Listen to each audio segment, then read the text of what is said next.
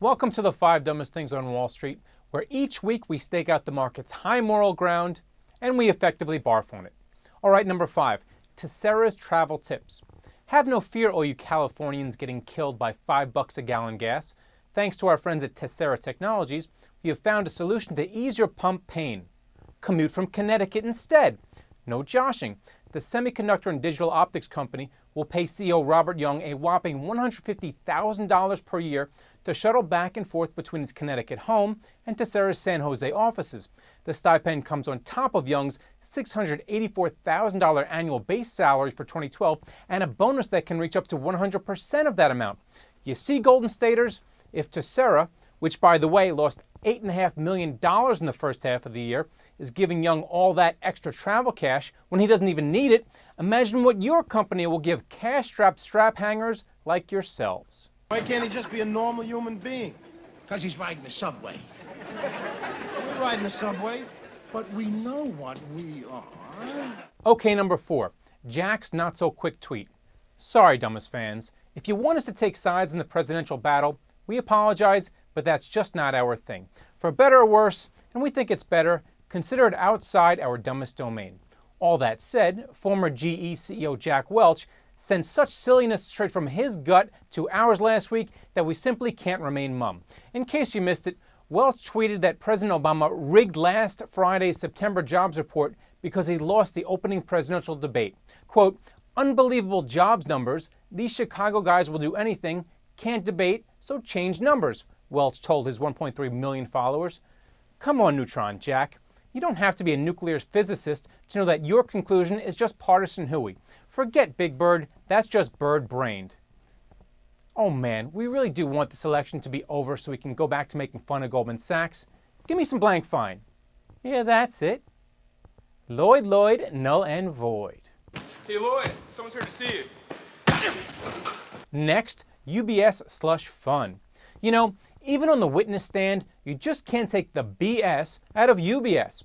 A London court heard on Monday that a UBS trader named Darren Bailey discussed the idea of a slush account in an email to rogue trader Kweku Adoboli months before he was busted for losing the Swiss bank $2.3 billion. In one group chat, Bailey asked Adoboli, "Have you used the slush account?" Okay, so what did Bailey, who was still employed by UBS, mind you, say when he was confronted in court with his blast from his very own past? Quote, "I am genuinely shocked by this. I don't know what the context to that could have been. I am genuinely surprised." Sigh. That's me sighing. Forget about Captain Renault being shocked to find gambling going on at Rick's Cafe. We're shocked that somebody could be so insincere and outright stupid on a witness stand. Your Honor, Mr. Kramer is obviously very distraught. I'm distraught. Okay, number 2, J&J meets G&G. We got a chuckle over Johnson & Johnson's troubles this week, courtesy of our friends over at Goldman and Goldman. No, that's not a joke. We doubled up on Goldman for a reason. Let me explain. Goldman's research analyst Jamie Rubin downgraded the drug giant to sell from neutral Tuesday based on her belief that the company's focus on bulking up is causing it to become less competitive. Guess who planted the seed in J&J's mind to get bigger? Come on, give it a shot. Yep, Goldman Sachs itself. Only a few months ago, Goldman's bankers advised J&J on its massive $20 billion deal to buy medical device maker Synthes, the largest deal in the company's 126-year history. Look, we appreciate that Goldman's research arm is finally showing its independence after the tech bubble. The last one, that is.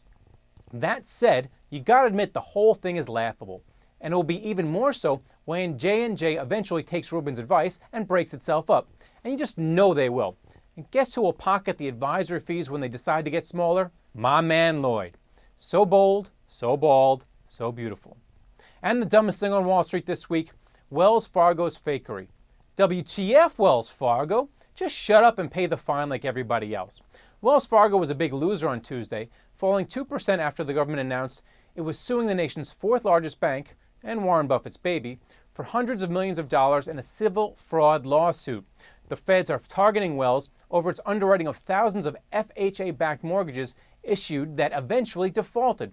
Wells denied the allegations this week, saying it plans to, quote, vigorously defend itself. Listen, Wells, it took the government this long to get around to making its case, so stop the charade. Citigroup paid, Deutsche Bank paid, B of A paid, and now it's your turn to pony up, for your stagecoach robbery. There you have it, the 5 dumbest things on Wall Street. Send those emails. Thanks for watching.